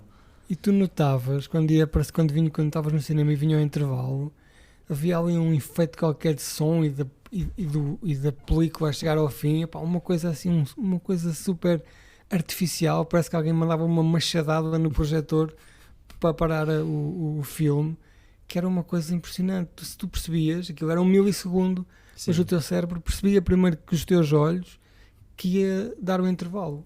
Sim. Não é agora, não é? Como no pause. Sabes que eu uma vez fui ao cinema com o Miguel Ferreira, o grande Miguel Ferreira. Sim. A nalga que falta, atenção, Rui. Eu sei. Põe olho nisso. Eu tenho isso pensado, calma aí, eu não vou deixar o Miguel de fora. Só que não posso ter todas as nalgas numa temporada, não é? Senão tens que escolher um filme, se escolheres um filme que não seja uma comédia romântica e que não seja dos anos 90, ele não viu nenhum. Por isso. Mas uma vez fui ao cinema com o Miguel e fomos ver um filme qualquer, aquele remake com a Scarlett Johansson de um filme japonês de manga. Que eu não me lembro. O Ghost in the Shell. Ghost in the Shell, sim. O filme começou a segunda parte e começou com um som muito amarado e nós durante para aí 5 minutos pensámos que fosse banda sonora, mas não, era um som, estava esquisito. E eu saí e fui chamar o senhor do cinema, senhor do cinema, isto está tudo fodido. Posso dizer fodido? Pois corta, à vontade. Okay. Isto está tudo fodido, senhor do cinema. E eu pensava que fossem lá acima ao projetor, um gajo, não é? Com um cachimbo, com uma cartola, não é? Que fosse um projecionista, que é a imagem o que senhor do Monopoly. Exato. Não, o gajo chega lá abaixo com um comando, tipo um comando muito arranhoso daquelas televisões chinesas, começa a andar para trás, é aqui, e nós, não, mais para trás, é aqui, não, mais para trás, é aqui, está bom, pronto, e foi-se embora. Eu fiquei, perdi a magia toda do cinema. Sim. Pensava que fosse um gajo lá em cima, não é? Um controlador, um master commander das bobines, ou que fosse agora em digital, mas não, é um gajo é o gajo que vende as pipocas, não é? E sim, também mete play no filme. Sim. Epá, sabes que há uns tempos eu tenho aqui um cinema ao pé de casa que de vez em quando faz visionamentos de imprensa e houve um dia que fui, era ir ver o Perfect Days do Wim Wenders e a sessão não acabou por acontecer porque cheguei lá e disseram que o servidor do cinema ainda não tinha feito o download completo do filme. Pois. Eu fiquei, isso também perde a magia toda. Completamente. Sabes que os gajos fazem o download do filme e depois têm umas chaves de encriptação que só funcionam nos horários do filme, não é? Se o filme é das 3 às 5, desencripta. Depois das 5 às 6 está encriptado. É magia que desapareceu completamente. Mesmo. Se vocês querem magia no cinema, têm que ir ao Nalgas Film Festival. Cinema moda antiga. Sempre vai acontecer a terceira edição? Se calhar este ano não. Da sério? Se calhar este ano não. É assim, vamos cá ver. Um dia o Carlos acorda e prepara tudo e chega ao pé de nós e diz, já está tudo preparado, e nós dizemos, não Carlos, não, tarde demais. Pronto. Arrancou o autocarro do NFF e já ninguém pode parar. E nós temos que dizer que foi tudo escolhido por nós, que somos uma equipa forte a escolher coisas em conjunto. Tu ainda não viste as curtas que passaram na outra edição? Vi. Já viste. Eu tenho hoje aqui em casa. Já vi todas, já fiz o 100% já. Pronto, ainda bem. Mas voltando Olha, por falar do Letterboxd, já que falaste do 100%, é de facto curioso abrir também o Letterboxd para estes filmes, porque ou tens pessoas que dão 5 estrelas ou dão meia estrela por causa de todo o contexto racial e etc. E eu sinto que de facto é muito difícil falar de um filme destes por causa disso, Porque é claro que há pessoas sensatas que conseguem distanciar as coisas e perceber que, apesar de todo o conteúdo racial e social do filme, há coisas muito interessantes aqui que tu não consegues ficar indiferente. Mas há pessoas que não, varrem tudo a deito. E eu percebo, se calhar são temas muito sensíveis para as pessoas e às vezes é difícil destrinçar as coisas. Mas pronto, é um bocado difícil falar de filmes como este. Sabes, nós às vezes, como tu já falámos hoje e tu falas muitas vezes também neste podcast, eu e tu, se calhar, no nosso estatuto social, somos privilegiados, não é? Sim. E nós não procuramos estas coisas, não é? Tu não estás a ver um filme destes e não há nada, quando vês um filme que tem um pendor racista, ou um pendor misógino, ou um pendor, sei lá, homofóbico, não são coisas que te afetem no dia-a-dia. E se calhar não tens essa sensibilidade quando alguém, olhas e podes ver que chegar a essa conclusão, alguém o pode apontar, mas não tens naturalmente essa... Porque, por exemplo, hoje em dia, não sei se segues uma conta no Letterboxd, há uma conta do Letterboxd de uma rapariga que tem no final um vegan alert. Sim, eu já vi isso, sim. Que aquilo é uma cena obsessiva para caraças, não é? Sim. Comem uma ostra, coisas assim, que se calhar são para pessoas que têm essa sensibilidade, é importante, mas se calhar é um limite. Uma das coisas que eu também... eu gosto muito de animais, eu tenho gatos. Neste momento não tenho nenhum cão porque moro num apartamento e não quero colocar um cão em condições, sem condições, não é? Claro. Mas... fosse toda a gente assim. Mas, por exemplo, tu tens um site que é o... Será que... Como é que é? Does the Dog Die? É um site que diz, não é? Sim. E há pessoas que simplesmente não veem um filme porque o cão morre, ou porque um gato ou apanha um pontapé. Tudo bem, aquilo é um filme, o cão não morreu mesmo, aquilo é só uma maneira de tu contares uma história, é um mecanismo, mas a mim não me mete muita confusão, mas há pessoas que são extremamente sensíveis para isso, não é? Não, eu acho que nesse caso é quando tu percebes que o animal está mesmo a ser maltratado. Por exemplo, há um filme que se chama La Combe Lucien, que é sobre um puto na Segunda Guerra Mundial, na França ocupada, que se tornou colaboracionista.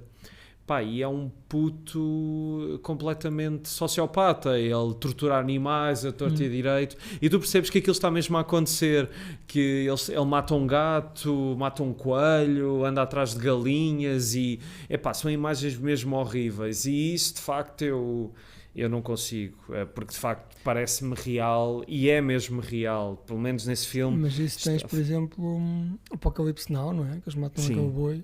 Sim, ou o Holocausto Canibal. Exato. Ou o final do Weekend do Godard, em que degolam um porco só porque sim. Que se calhar eram coisas que na altura eram normais, não é? E hoje em dia não. Hoje em dia, se calhar são normais dentro de um determinado contexto. Filmar para gáudio de uma audiência é uma coisa que não está bem, não está nada bem. Sim, exatamente. Mas eu acho que são sinais dos tempos. É tal coisa. As pessoas têm que olhar para isso com os olhos da altura, não é? Sim.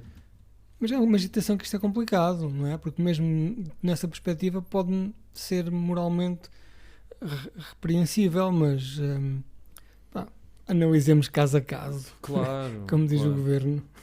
Mas é isso que tu disseste, e de facto nós temos esse privilégio de nunca sofremos racismo, etc. Mas isso não me impede de não sentir, por exemplo, neste filme, um certo torcer o nariz a algumas cenas que acontecem neste filme, não é? Porque há uma glorificação excessiva, não é? De um modo de vida que já de outros tempos. E que tu sabes perfeitamente que até se calhar aos anos 60 e 70 e 80 ainda havia pessoas que tinham saudades disso, não é? E tentavam de todo modo fazer com que isso andasse para trás. Mas bem, quer dizer, se tu fores ao Alentejo, há aqueles produtores de frutas e agricultura, se calhar, não é? A coisa lá também está complicada ao nível do racismo, não é? Isso acaba por estar escondido. O racismo, desculpa, a escravidão. Sim.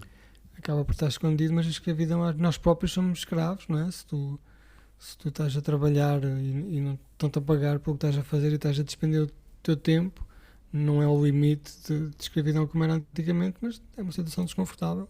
Sim. Falar também de outra coisa que se calhar é o que muitas vezes puxa as pessoas para trás em relação a estes filmes, que é a parte do melodrama, não é? O filme é muito melodramático, mas eu ao contrário de outros filmes que se calhar às vezes sinto que são um bocado falsos nessa parte melodramática, aqui como isto é tudo muito intenso e por vezes bem escrito, há cenas da parte romântica que estão muito bem escritas, o melodrama acaba por se engolir bem, digamos assim. Não sei o que é que tu achaste. Eu acho que sim, eu acho que aqui passa porque isto deve ter sido feito, foi uma coisa bem pensada, não é? Sim. E tu vês muitos filmes dos anos 40 e 50 que muitas vezes é um bocado aquilo que nós chamamos hoje em dia o exploitation, não é? Sim. Havia um filme, uma fórmula que resultava e fazia um monte de filmes à volta daquilo. Um exemplo que não é tanto pela parte mais melodramática, mas aqueles filmes de gangsters ali do início dos anos 30, anos 40, que eram todos muito parecidos, não é? Sim. E nesses filmes mais baratos, não é? Mais feitos a metro, o melodrama irrita muito, não é? Até porque Sim. o melodrama parece que está depois, só a picar um ponto, não é? Da receita. E depois a orquestra, não é? Toda a construir para aqueles momentos, os próprios planos eram coisas que a primeira vez era gira, a segunda era gira, mas já a 40ª, 90ª, bilionésima, sétima já começava a irritar. E também é como te digo, também há aqui uma influência do teatro que tem vindo a esmorecer, não é? No cinema.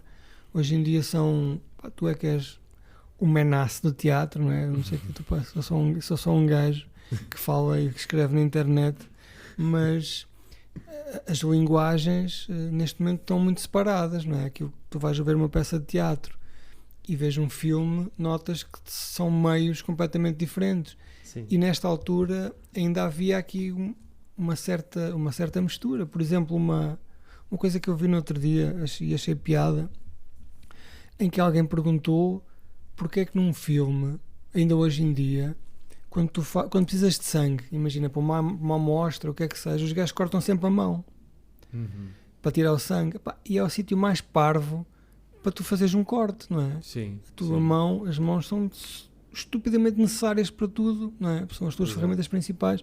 E em todos os filmes, cada vez que alguém precisa de sangue, os gajos fazem um cortezão na palma para tirar sangue. Isso é uma das poucas coisas que resta do tempo do teatro, não é? Porque no teatro, quando querias fazer sangue, tinhas um pacote de ketchup, não é? De sangue na mão, espetavas uma faca ou o que é que fosse e não se via e ficavas com sangue na mão. Hoje em dia isso é perfeitamente desnecessário, não é? Tu, com efeitos especiais fazes tudo, mas curiosamente essa trope, não é? Digamos assim, mantém-se ainda como uma das grandes herdeiras das artes do teatro. E neste filme, e muitos nesses filmes do melodrama, às vezes é um bocado assim, e a linguagem do teatro, às vezes as pessoas têm que gritar, não é? Para se ouvir. Sim. Não é? É mais projetar a voz, teatro, mas sim, percebo o que é que estás a dizer. Percebes? E que hoje em dia não é necessário. Hoje em dia consegues ter a subtileza, consegues ter 10 tons, 10 volumes diferentes num discurso, enquanto antigamente era o calado e o gritado, não é? Sim. Mas sabes que eu percebo a questão do teatro, mas também não é só isso. Eu acho que também tem a ver com uma forma de representar que é mais espetacular, ou seja, que é mesmo maior que a vida. Porque tu tiveste o Marlon Brando e etc. a aparecer nos anos 50, 60, que são exatamente o contrário. Falam baixinho, às vezes não consegues perceber o que é que eles estão a dizer porque não abrem os lábios quase a falar. Já tive de ver filmes com o Marlon Brando de propósito com legendas, porque sem legendas não ia perceber nada. E depois aqui eu sinto que mesmo as próprias atuações eram mais um ingrediente para a experiência de espetáculo que o filme queria dar. Ou seja, que eles próprios são maiores que a vida, as próprias personagens. Sim. E às vezes também há esta confusão de que um bom ator que faz estas performances mais histriónicas, não é? Que ainda hoje, não é? Hollywood, permeia quem é mais histérico, não é? Às Sim. vezes não é por ser bom ator, é porque tem um gimmick qualquer ou uma maneira mais histriónica de falar. Mas sim, eu acho que eu não me incomoda nada isto. Não me incomoda nada isto porque eu sei que era assim na altura, não é?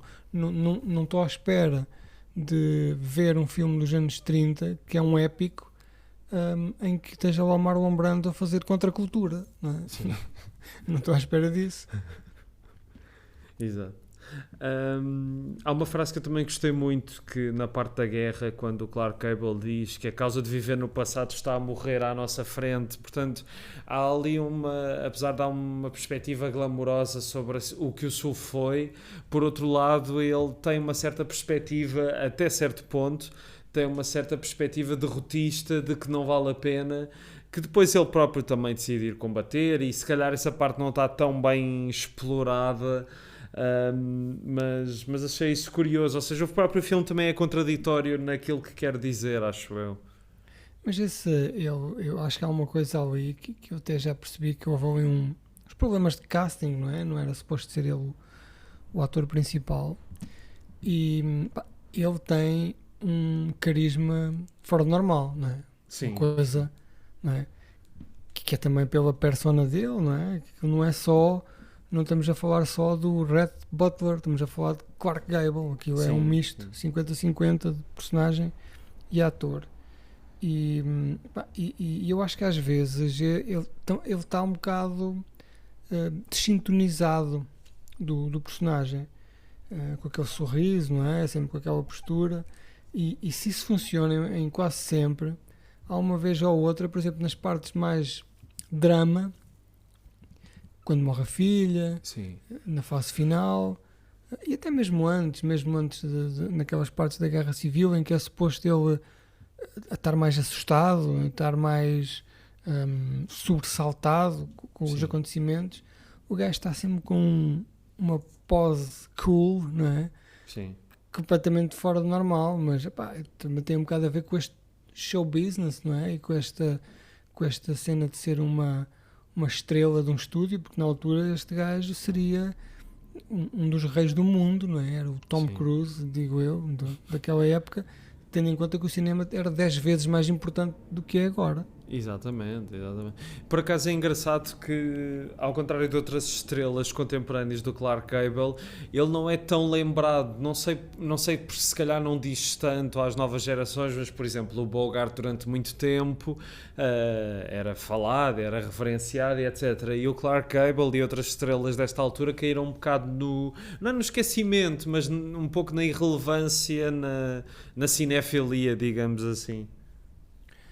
E na verdade este é o único filme em que ele é lembrado hoje em dia, não é? Tens Uma Noite Aconteceu, do Frank Capra, ele também ganhou Oscars, esse filme é muito bom também. Acho que são esses dois, basicamente. E o The Misfits, que é com ele, com a Marilyn Monroe e o Montgomery Clift, e acho que morreram os três pouco tempo depois de fazerem o filme. Sim, já foi mais tarde. Mas, por exemplo, eu também lembro da Revolta do Bounty. Sim. Este, e depois houve um remake também com o Mel Gibson, não é? Uma coisa assim. Exato. E outro com o Marlon Brando também. Aliás, sim. O do Marlon Brando veio antes do Mel Gibson. São 3 filmes à volta dessa história. Eu vi quando eu era miúdo, havia 2 atores que passavam constantemente na televisão, em filmes, que hoje em dia estão um bocado esquecidos. Um deles é o Jerry Lewis, que passavam... Todos os filmes dele passavam, e nós gostávamos de Jerry Lewis, era para o meu pai, era o que o Jim Carrey é para mim, era aquele ator.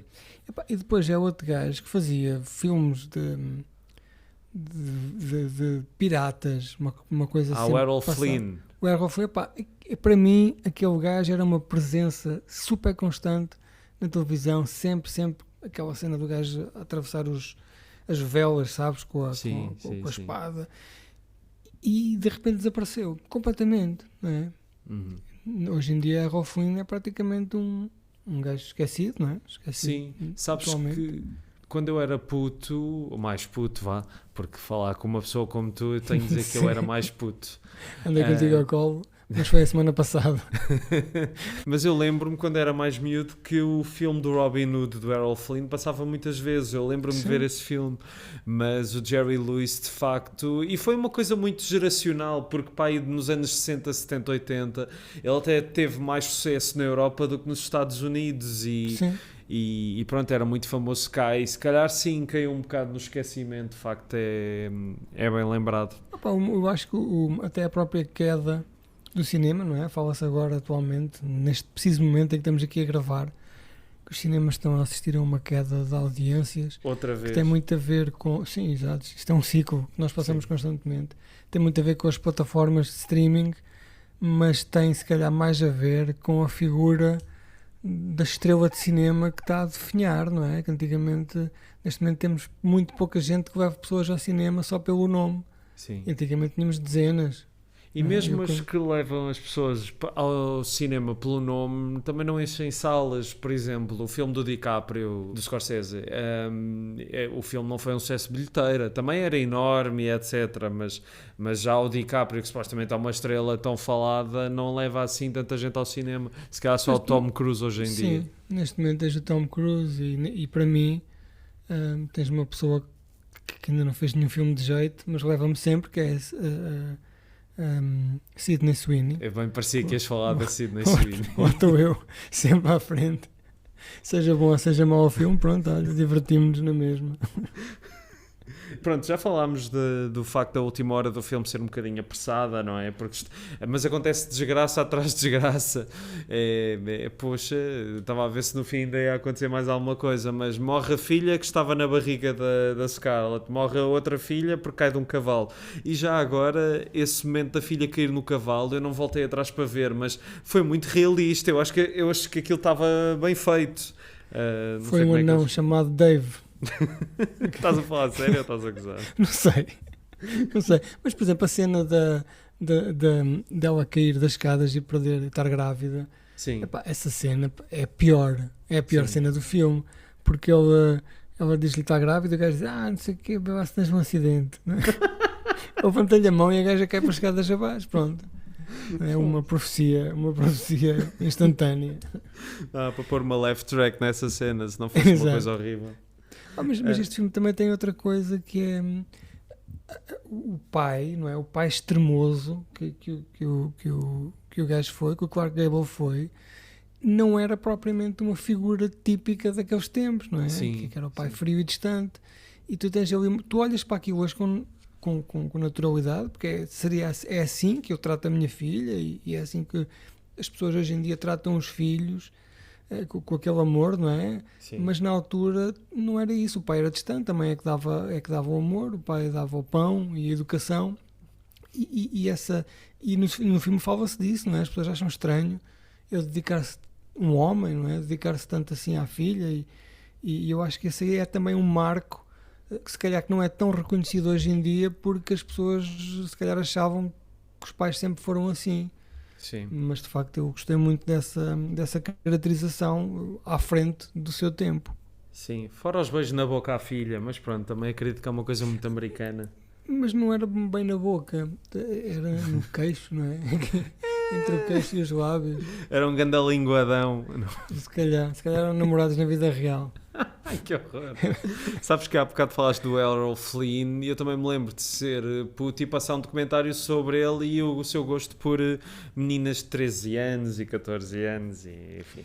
Opa, sabes que nós nunca podemos conhecer os nossos heróis. Pois. É a pior ideia de sempre. Olha, obrigado Pedro, foi muito fixe poder falar deste filme sem ter de estar na companhia de um historiador ou de um ativista de direitos civis, porque parece que hoje em dia em podcast só podes falar deste filme se for nesse contexto, portanto foi fixe falar. É um bocado irritante a maneira como se fala deste filme, porque não se fala de cinema, não é? Sim. Muita gente fala disso sem falar de cinema. Eu só estou a falar contigo como um parolo que sentou a ver um filme, só isso, é o que eu sou. Na verdade, é isso que eu faço. Mas olha, há algum pormenor do filme que achas que é importante ainda destacar ou não? Quer dizer, eu acho que nós ainda não fizemos um overview do filme, não é? Mas eu acho que a primeira hora, até a Guerra Civil, pareceu-me a pior, não é? A pior, porque era aquela mais em linha com a sua época. Sim.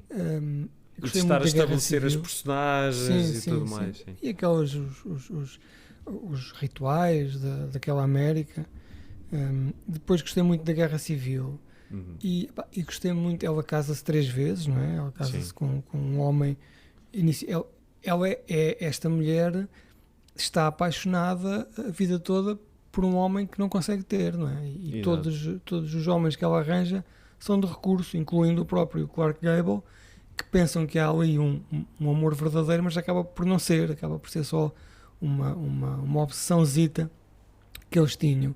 E eu acho que, do ponto de vista daquilo que é um caminho de vida, um ciclo de uma vida, tendo em conta que o filme acaba e a senhora nem sequer 30 anos tem, não é? Porque o filme acaba com ela a dizer amanhã é outro dia, e nós ainda estamos à espera da sequela, mas eu acho que é um filme muito, muito completo e muito complexo, não é? Nós, se calhar, não abordamos sequer a ponta do iceberg, mas isso terão as pessoas que sentar, ver o filme e, por favor, mantenham-se afastados da internet no que diz respeito a ler coisas acerca da feitura deste filme. E sabes que outra coisa, há bocado estava a falar no início de que este filme passou por vários realizadores, começou por ser realizado pelo George Cukor, depois pelo Victor Fleming, depois ele teve ali um esgotamento e houve outras 2 pessoas que tomaram as rédeas do filme durante um tempo, mas eu acho que o E Tudo o Vento Levou também de uma perspectiva histórica é muito interessante, porque é um exemplo maior de como os estúdios funcionavam. Porque na verdade este filme não é tanto um filme do Victor Fleming como é do David O. Selznick, o produtor. Ele e gostava muito de ler tipo um livro sobre a história do making of do E Tudo o Vento Levou, porque o Selznick percebeu que a melhor forma de abordar este livro era ter uma perspectiva muito artística, ou seja, com elevados meios de produção, com os planos lindíssimos que vimos, mas também com um apelo popular que é feito pela narrativa, nas suas coisas melhores e nas suas coisas piores.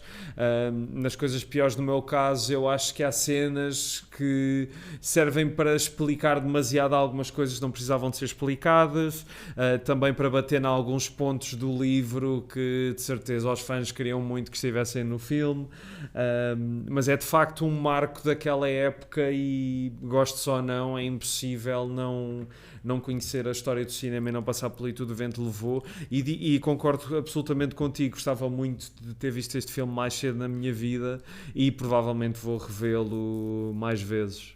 Não te podes queixar, quer dizer, viste-o ainda antes de chegar à idade adulta, não é? Isso depois explicas às pessoas. Sim. Dar um contexto, dar um disclaimer. Exato. Mas eu quando no outro dia procurei uns trailers e umas coisas acerca deste filme, e encontrei uma peça de teatro acerca de uma semana em que os 3 gajos que escreveram este filme tiveram presos dentro de um apartamento, só a comer, diziam eles, nozes e fruta, para tentar estabelecer o guião final, que eram 2 que são os screenwriters, os argumentistas, e um script doctor que ia ajudar a dar jeito àquilo. E, pelos vistos, isso é uma peça de teatro e isso há de ser uma história tão interessante, se calhar, como o próprio filme. Por isso eu estou contigo, se houver um livro, se um dos teus 58 mil ouvintes nos ouvir e souber onde é que se pode arranjar um livro, eu comprava. Estou comprador. Sim, também. Olha, ao longo destas semanas de Imperdoável, nós estamos a gravar algumas semanas antes do episódio sair, mas ao longo das semanas em que o podcast foi emitido ou foi divulgado, tu foste-me dando feedback dos episódios que... Foi um chato do caralho. Mas o que achaste do que ouviste até agora, e já agora desta ideia de Imperdoáveis, se isto faz algum sentido para ti? Eu acho que faz. Eu já foi um assunto debatido várias vezes nos teus convidados, mas todos nós temos uma lista de imperdoáveis, não é? Eu tenho até um sistema um servidor de fecheiros que tenho, sei lá, 1000 e tal filmes que fui guardando ao longo dos tempos, e tenho uma lista de filmes para ver amanhã, que são aí 300, que são os meus imperdoáveis. Mas a vida, o lixo, não é? Que diariamente nos sai dos Netflix e das porcarias sem jeito nenhum, as distrações acabam por nos afastar. E este teu desafio, se calhar mais para ti do que para nós, porque nós só vimos um e tu é que tens que mamar estas pastilhas todas, acaba por ser uma boa maneira de tu desempenares, não é?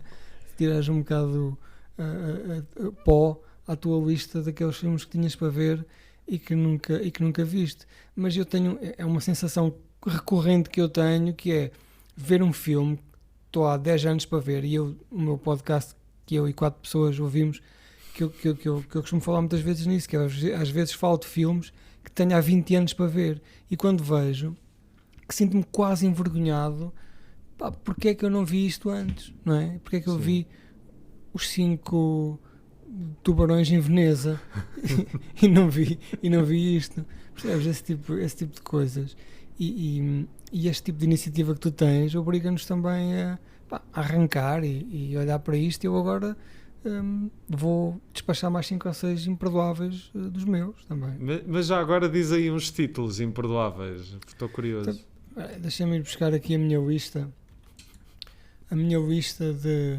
de imperdoáveis que eu tenho aqui, que até lhe chamo essenciais. Muito bem. Olha, o Satyricon do Fellini, por exemplo, o Butch Cassidy and the Sundance Kid, Paper Moon, ando para ver o Paper Moon há 30 anos. A Batalha de Algiers também é um filme que eu vi 10 minutos e gostei muito, e depois nunca mais consegui continuar. Os Misfits, que falaste há bocado, nunca vi, quero ver. Sei lá, o Whatever Happened to Baby Jane. São estes filmes que eu tenho aqui há montes de tempo para ver e que não tenho pegado. Mas vou-te dizer que desses, eu também comecei a ver a Batalha de Argel há uns anos e vi para aí meia hora ou 45 minutos, e honestamente não estava muito dentro do filme. Eu estava um bocado cansado e eu não estava a ver aquilo com olhos de ver, então depois nunca acabei. Talvez numa segunda temporada faça esse filme. Olha, se quiseres participar. Já vou começar a ver, vou já ver agora a seguir, que é não sou como tu, não vejo 1h30 antes do episódio. Vou já ver. Mas Paper Moon é ótimo, The Misfits é ótimo. Olha, esses dois... um filme que vi há 2 semanas pela primeira vez e muito me chibatei e me arrependi, é o Dolce Vita do Fellini. Sim, esse do Fellini é mais imperdoável, de facto. Que é um filme ótimo, mas é grande, não é? Apesar de ser de quadros, e tu consegues ver também por episódios, mas de facto é daqueles filmes que tu pensas, que burro, não é? Porque é que não vi isto mais cedo? Estava aqui. Sim, mas mais vale veres na altura certa do que estares a ver numa altura em que não vais apreciar o filme como deve ser, pois, não é? Sim. Porque eu, com alguns filmes que trago aqui e alguns que já tinha começado a ver noutras alturas, eu tenho um bocado essa ideia que, independentemente de tu gostares ou não do filme, às vezes estás a ver um filme numa altura errada que te vai alterar a tua percepção de uma maneira que não é boa. E pronto, e honestamente, por outro lado, também gosto do facto de não ter visto tudo e ter tantos imperdoáveis, porque ultimamente, quando revejo algum filme, muito por causa da Filipa, revejo um filme de vez em quando e já estou naquela altura em que já se passaram 10, 15 anos que vi determinados filmes. Às vezes penso que na altura não gostei muito do filme e agora gosto, e se calhar mais valia ter só visto agora do que ter visto naquela altura. Tenho um bocado isso. Mas nós temos neste momento um problema de excesso de oferta. Sim. Que nos priva de uma das coisas mais saborosas e mais deliciosas de sempre, que é, tu vês um filme que gostas e se o fores rever amanhã, por exemplo, tu tens o dobro do prazer em vê-lo, não é? Porque descobres coisas que não tinhas visto antes, estás completamente mergulhado dentro desse filme, porque percebes, absorves as coisas de outra maneira, e imagina-se na primeira visualização tu absorveste 25, na segunda absorves quase 90 daquilo que é o filme. Mas nós neste momento, e eu faço isso às vezes, muito raramente, às vezes porque vejo um filme e depois alguém quer ver também e vimos passado um dia ou dois, e noto isso, mas este excesso de oferta priva-nos um bocado de nós saborearmos mais profundamente algumas obras, e porque nós somos, eu não sei se isso te acontece a ti, um gajo eu às vezes sinto-me quase deprimido com a quantidade de cinema que existe, que falta para ver, e tu sabes que não vais conseguir ver todo, não é? Sim, é porque um bocado deprimente, é. Nem que vivas mais 100 anos, epá, é impossível, com o que vai saindo, com o que tens para trás, com as revisualizações, que eu de vez em quando revejo filmes que já vi há muito tempo e quero ver com outros olhos. Epá, não vale a pena pensar nisto, tá? Temos que viver dia a dia. Como dizem as supeiras. Sabes que uma coisa também deprime um bocado é quando abres o Letterboxd e vês que há pessoas que em junho ou julho deste ano já viram 400 filmes. Eu não sei como, mas as pessoas não devem ter vida, não sei. Mas eu também tenho uma teoria em relação a isso, que é, veres um filme todos os dias não é difícil, não é? Se tu não vires séries, sabes como é que é a minha posição em relação a isto, e eu não sou anti-séries. Eu acho é que o tempo que eu vejo uma série de 12 episódios via 6 filmes, e eu valorizo mais isso. Também eu. Aliás, eu fazendo um podcast sobre séries na Antena 1, que nesta altura não sei se vai continuar ou não, também é um dilema que eu tenho, porque eu odeio perder tempo, principalmente a ver séries que eu nem sei se vão ser boas ou não. E mesmo séries boas, eu fico a pensar, vou perder não sei quantas horas da minha vida e vou ficar com 2 ou 3 memórias disto. Será que vale a pena despender tantas horas naquilo? Pois, e isso é uma coisa que me consome um bocado, e ver um filme por dia não é muito difícil, não é? Um filme de 1h30, 2 horas, é o que as pessoas diariamente imaginam eu que percam 3 a 4 horas, 3h30, vá, antigamente mais, mas é fácil tu, das 9 à meia-noite, vês um filme, não é? As pessoas só não veem porque têm outras coisas para ver. Mas eu valorizo muito isso, mas de facto é difícil ver um filme por dia. Eu gostava de ver pelo menos 3 por semana, 3, 4, para mim já é uma boa semana. Pois, a mim também, e eu honestamente este podcast também foi por um pouco por causa disso, que agora eu sim tenho muito menos tempo para ver filmes, também porque é aquela coisa de chegares a casa e não sabes se estás com a melhor cabeça do mundo para te atirares a um filme. Mas eu tenho consigo fazer isto para 2 vezes por ano, 2 vezes por ano em que tenho, por exemplo, um domingo completamente livre. O livre é muito difícil para mim porque tenho 1000 vertentes diferentes, mas uma vez por ano consigo arranjar um dia assim e eu vejo à vontade 5 filmes, sem grande esforço. Nem com Deus esteja a passar a ferro, por exemplo, mas vejo à vontade 5 filmes. Puxa, mas têm todos 1 hora, não é? Não vejo 5 tudo vento levou, não é? Mas vejo um filme de terror dos anos 80 de um slasher, vejo um pós-apocalíptico esquecido, vejo um melhor mais reputado, vejo um monte de esteira que saiu ontem no Netflix. É uma coisa eclética. Porquê que ainda estás ao trabalho de ver as merdas da Netflix? Olha, ainda há pouco tempo vi um filme engraçado da Netflix que é a pior bosta de sempre, mas eu adorei, que é um tubarão em Paris. É ótimo, é só matar. Mas ele vai fazer turismo também ou não? Vai um bocado, porque o filme começa com ele na África, lá num país qualquer longe, mas é tipo Tubarão 4, não é? Ele vai atrás da gaja que sobreviveu, vai para Paris, e depois a gravidade é 10 vezes mais forte que a nossa, o chão está cheio de cascas de banana e toda a gente escorrega e cai para o rio. É assim é tipo um filme da sci-fi, daqueles filmes ranhosos de tubarão, mas com um bom orçamento. Lembras-te do Piranha 1 e Piranha 3D 1 e Piranha 3D? É tipo isso, não é? Pessoas a cair para a água e sem comidas só. Pronto. Há piores maneiras de passar o tempo. Há piores, é verdade. Há piores. Tipo, olha, por exemplo, daquele gajo a atravessar a Amazónia com um barco, que vocês viram. Opá, não consigo. Já tentei. Como é que ele se chama? É o Fitzcarraldo. Sim, eu não consigo. Eu sei que tu e o António falaram disto com um ânimo redobrado. Não, Eu já tentei. foram opiniões muito diferentes. O António gostou muito mais do que eu. Eu acho que o filme é um bocado isso, é uma ideia e ele fez tudo para concretizar a ideia, e isso é uma metáfora em si mesma, mas pronto, é isto. Não há muito mais no filme a não ser o feito em si. Sem ter visto e falando, como sempre falo, do meu próprio preconceito, seria um ótimo terceiro ato de um filme de 90 minutos. Não é? Agora um filme inteiro, de 3 horas quase, Sim, não consigo. E não merecia. Mas pronto, é o feito em si, dele ter lá transportado o barco, enfim. Como dizem os meus colegas das Nalgas, quando temos o nosso Nalgas Film Club com algum desdém, está visto.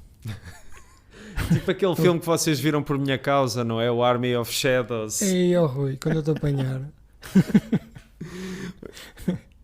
O que tu me metes na cabeça do... Eu não sei o que é que vocês estavam a fazer nesse dia juntos para ele ter decidido escolher esse filme. Mas lá está, foi a razão errada, percebes? Sim. Foi a razão errada para ver esse filme. Tu tens que o querer ver, não pode ser um barda-merdas do Algarve a dizer vê esta merda. tens que o querer ver. Mas sabes que há bocado estava a falar de filmes que se vê uma vez e não se gosta e depois volta-se a ver não sei quantos anos. Foi o que me aconteceu com esse filme. Eu vi-o demasiado novo e sem grande atenção e achei que era uma seca do caralho, e passado não sei quantos anos voltei a ver o filme e fiquei, pá, não, isto é uma visão incrível sobre a resistência e muito cínica, e a banda sonora é fantástica, mas pronto, percebo que é um filme que divide as pessoas. Exato. Tipo, um filme que também divide as pessoas é o Texas Chainsaw Massacre, na vertical. É piada de encerramento. Por acaso, olha, olha, cá o Carlos, o Texas Chainsaw é um dos que também quero rever, porque não gostei nada quando vi. Pá, e acredito que o filme tenha mais qualquer coisa que eu não apanhei. O 1, de 72 ou 73. Sim. Pois, é um filme muito cru, não é? Muito... Os outros daí para a frente são completamente diferentes, não é? Sim, o segundo é uma comédia, não é? Sim, é de super 80s. Eu tenho cá em casa, o António Araújo emprestou-me há imenso tempo, ainda não vi. O 2? Sim. Tens que ver. O 2 é divertido. Pois, acredito. Tem o Dennis Hopper, mas pronto. Olha, obrigado, Pedro, foi um enorme prazer, e pronto, continua a ver filmes e a falar sobre eles, que deste lado estarei a ouvir e a ler. Ok, com todo o gosto, nem que fosse só para ti, já vale a pena.